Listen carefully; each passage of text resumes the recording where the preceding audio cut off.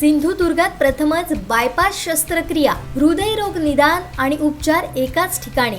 Bypass शस्त्रक्रिया, angiography, एंजिओप्लास्टी, हृदयाची sonography, treadmill चाचणी, हृदयविकार तपासणी अशा अत्याधुनिक सुविधा। MJPJAY योजनेअंतर्गत बायपास आणि एंजिओप्लास्टी अगदी मोफत। आवश्यक कागदपत्रे, ओळखपत्र, मतदान card, Aadhaar card, ration card, bank passbook, mobile number, cashless सेवा उपलब्ध। Super speciality lifetime hospital, Padve, Kasal Malvan मार्गालगत, तालुका कुडाळ, जिल्हा सिंधुदुर्ग। वैभववाडी पंचायत समिती इमारत वापराविना पडून होती। याबाबत ठाकरे गटाचे नेते अतुल रावराणे यांनी पाहणी करत जाब विचारला। पाहुयात नेमकं काय घडलंय। त्याची नवीन वास्तू ही गेल्या 10 वर्षापूर्वी त्याचं भूमिपूजन हे तत्कालीन पालकमंत्री व आताचे केंद्रीय उद्योग मंत्री नारायण राणे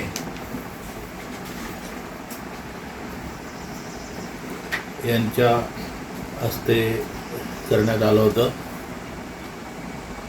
त्यानंतर दीपक केसरकर पालकमंत्री झाले, त्याच्यानंतर उदय सामंत पालकमंत्री झाले।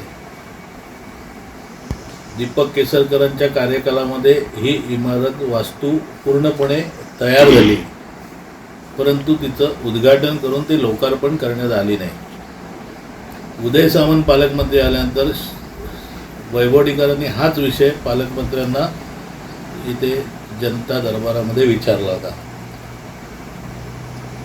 त्यावेळेला सुद्धा त्यावेळेचे जेई सुतार यांनी इमारत गळत असल्यामुळे तरी अजून वापरास आणली नाही हा कारण पुढे केलं। त्यावेळेला तत्कालीन पालकमंत्री उदय सामंत यांनी 35 लाख रुपये वरत्या छतासाठी हे त्वरित मंजूर केले, तरी ती इमारत तिसरा पालकमंत्री जाऊन आता चौथे पालकमंत्री हे रवींद्र चव्हाण यांनी आता पालकमंत्री पद स्वीकारलेलं आहे, पण अजूनही या इमारतीचं लोकार्पण अडलेलं आहे किंवा होत नाही। त्याला जे काही कारणीभूत आहे ते स्थानिक नेतृत्व, स्थानिक आमदार, हा टिल्ल्या आमदार कारणीभूत आहे। माझ्या वडिलांनी भूमिपूजन केलेलं आहे आणि त्याचं उद्घाटन मंत्री म्हणून मीच करणार, ही जी काही राक्षसी महत्त्वाकांक्षा आहे, या राक्षसी महत्त्वाकांक्षेमुळे हे उद्घाटन लांबणीवरती टाकलं जात आहे। माझी सर्व वैभववाडीकरांच्या वतीने आत्ताच्या पालकमंत्र्यांना निवेदन आहे की तुम्ही तरी पालकमंत्री म्हणून राजकीय पक्ष बाजूला ठेवून या जिल्ह्याचे पालक म्हणून या वैभववाडीकरांना तुम्ही तरी न्याय देणार आहात का? की आम्ही सर्व वैभववाडीकरांनी लोकवर्गणी काढून जे काही स्टेबल खुर्च्या आहेत ती त्यांना देऊन आम्ही ते लोकार्पण स्वतःच करू। या महिन्याभरात पालकमंत्र्यांनी कोणत्याही परिस्थितीत निर्णय घ्यावा आणि ही वास्तू वापरास आणावी, कारण एवढी मोठी वास्तू आज पूर्णपणे तयार आहे। आम्ही स्वतः आता जाऊन पाहिलं, अतिशय खेदाने सांगावं लागतं की हे गतिमान सरकार म्हणून सांगितलं जातं, पण या सरकारच्या अधिकाऱ्यांना जेव्हा आम्ही समोर विचारलं त्यावेळेला BDO तिथे नाही। BDOंकडे 2 तालुक्याचा चार्ज दिलेला आहे। एक तर अधिकारी इथे यायला मागत नाहीत, अजूनही ती परिस्थिती सुधारलेली नाही। आरोग्याची तसंच आहे, प्रशासकीय अधिकारी तसेच आहे। प्रशासकीय अधिकाऱ्यांना आम्ही तिथे घेऊन भेट घेतली असता MSEBचं कारण पुढे गेलं। MSEBच्या अधिकाऱ्यांनी ट्रान्सफॉर्मर लावून आज 1 महिना झाला, पण त्या ट्रान्सफॉर्मरपासून 10 मीटर फक्त इमारतीमध्ये वायर खेचायची, पण ती वायर खेचायला 1 महिना त्यांनी लावलेला आहे। अशा प्रकारे जर शासकीय इमारतीला जर शासकीय अधिकारी जर मदत करत नसतील किंवा तिथल्या जर शासकीय कामं जर करत नसतील तर सर्वसामान्य जनतेला हे गतिमान सरकार म्हणून काय न्याय देणार? पालकमंत्र्यांनी स्वतः यात लक्ष घालावं। आपल्या सहकाऱ्यांचं किंवा कुठल्या आमदाराचे बालहट्ट न पुरवता जनतेच्या हिताचा निर्णय घ्यावा, ही आमची पालकमंत्र्यांना विनंती आहे।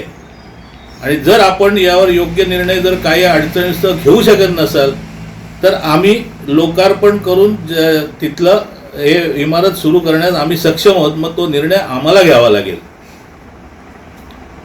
वैभवडीकर म्हणून आम्हाला तो निर्णय घ्यावा लागेल. कारण आम्हाला आज एवढं चांगलं सुसज्ज इमारत अशी पंचायत समितीची असताना सुद्धा कुठेतरी छोट्या छोट्या अशा पडक्या इमारतींमधल्या ऑफिसमध्ये आज तिथे नागरिकांना बसायची सोय नाही, उभं राहायची सोय नाही, अशा ठिकाणी सगळं कामकाज चालू आहे. आणि एवढी सुसज्ज वास्तू असताना सुद्धा फक्त कोणाचा तरी बालहट्ट पुरवण्यासाठी हे सगळं चाललेलं आहे. पालकमंत्र्यांनी स्वतः त्वरित लक्ष घालावं. MSEBचे अधिकारी खाजगी स्वतःचा वैयक्तिक लाभ मिळाला की लगेच वायर पाहिजे तेवढी खेचतात आणि सगळ्यांना कनेक्शन करून देतात. पण खाजगी व्यावसायिकांना, खाजगी फार्मवरती, खाजगी बिल्डरना, पण आज शासकीय इमारतीला 1 महिन्यापासून ट्रान्सफॉर्मर लावून सुद्धा तिथे कनेक्शन करून जोडून दिलं जात नाहीये. पाण्याची व्यवस्था झालेली आहे. फर्निचरचं प्रस्ताव आणि संरक्षक भिंतीचा प्रस्ताव हा गेल्या 6 महिन्यापूर्वी जेईच्या म्हणण्यानुसार त्यांनी ग्रामविकास खात्याकडे दिलेला आहे आणि 6 महिन्यांचा कुठलाही पाठपुरावा झालेला नाही. 6 महिन्यानंतर आत्ता जे जेवीला विचारलं सुतार भाऊसाहेबांना, त्याने म्हटलं की आत्ता ग्रामविकासकडनं 6 महिन्यांनी त्यात त्रुटी काढली की 2 टेंडर वेगळी का केली ती एकत्र करून द्या. अशा प्रकारे जर लाल फितीतले कागदाचे जर खेळ करणार असाल की अशा प्रकारे जर कागदाचे खेळ होणार असतील तर हे गतिमान सरकार कसं काय? जनतेच्या वापरासाठी उभी केलेली इमारत जर तुम्ही प्रशासकीय इमारत जनतेला जर वापरायला देत नसाल आणि कोणात ते तुमच्या एखाद्याचा बालहट्ट पुरवण्यासाठी जर तुम्ही इमारत ती पाडून ठेवत असाल किंवा त्याला अधिकारी जर त्याला पाठीशी घालत असतील तर हे पालकमंत्र्यांनी स्वतः पर्सनली लक्ष टाकून यात निर्णय घेतला पाहिजे. अन्यथा आम्हाला वैभवडीकर म्हणून आम्हाला ती इमारत वापरास आणावी लागेल. फर्निचर 6-7 लाखाचं फर्निचरचे फक्त दरवाजे हे टेबल आणि खुर्च्या हे 7 लाखाचे फर्निचर पाहिजे. 60 लाखाचं काहीतरी 2 प्रस्ताव त्यांनी दिलेले आहेत. 60 लाखाची इमारत आणि अंतर्गत रस्ते. पण जे अतिशय गरजेचं आहे ते 10 लाख रुपये पालकमंत्र्यांनी त्वरित द्यावे आणि ती इमारत लगेचच्या लगेच वापरास आणावी आणि वैभवडकरांच्या ज्या समस्या आहेत त्या दूर कराव्या ही आमची तुम्हाला पालकमंत्र्याला विनंती आहे. नाहीतर आम्हाला खासदारांना बोलवून त्या इमारतीचं लोकार्पण करावं लागेल. आमचे दिवसभरातले सर्व अपडेट्स, ताज्या घडामोडी आणि थेट लाईव्ह पाहण्यासाठी सबस्क्राईब करा, लाईक करा कोकणचं नंबर 1 महा चॅनल कोकण 7 लाईव्हचं YouTube चॅनल.